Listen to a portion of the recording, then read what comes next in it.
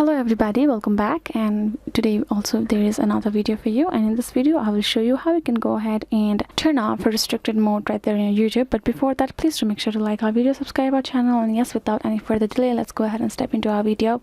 So if you want to do so, first of all, let's go ahead, open our YouTube.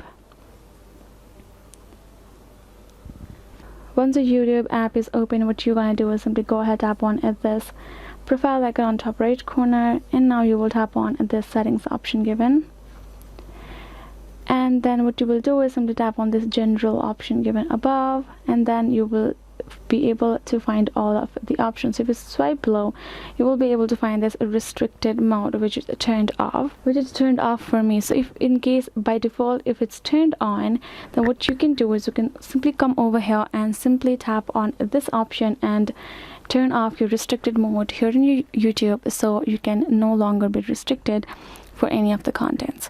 So yes guys, this is the very easy method for you. I hope this video was helpful. If you got more questions and concerns, do leave them in the comments below, and yes, I will be seeing you guys in our next video. Thank you so much for watching.